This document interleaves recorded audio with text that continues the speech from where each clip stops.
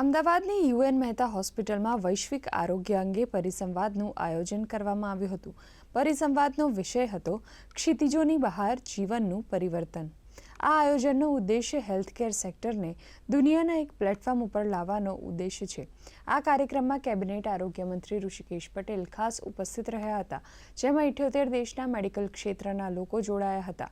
Gujarat medical tourism વિકાસમાં ભારતનો 30% હિસ્સો ધરાવે છે, જેથી મેડિકલ ટુરિઝમ સેક્ટરમાં અગ્રેસર રહે તે માટે રાજ્ય સરકાર કટિબદ્ધ છે. આરોગ્ય મંત્રી ઋષિકેશ પટેલે જણાવ્યું હતું કે અમદાવાદનું સિવિલ હેલ્થ કેમ્પસ એશિયાનું સૌથી મોટું કેમ્પસ છે. મેડિકલ ટુરિઝમ માટે અહીંની સસ્તી સારવાર મળે અને દુનિયાભરના લોકો આવે તે ઉદ્દેશ્ય છે.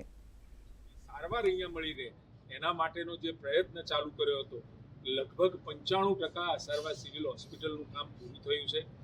એટલે સરકારી વ્યવસ્થાઓ અને સાથે ખાનગી વ્યવસ્થાઓ આ બંનેને ભેગા કરી અને એક પ્લેટફોર્મ બનાવી અને દુનિયાભરની અંદર મેડિકલ ટુરિઝમ માટે અહીંની સસ્તી સારવાર, અહીંયા રહેવાની સારી વ્યવસ્થાઓ અને સાથે એક્સપર્ટ ડોક્ટરની સેવા લઈ અને દર્દીઓ સાજા થાય એ વાત દુનિયાભરમાં કહેવી જોઈએ ને દુનિયાભરમાંથી લોકો અહીંયા આવતા થાય એના માટેનો જે પ્રયત્ન કરવાનો છે.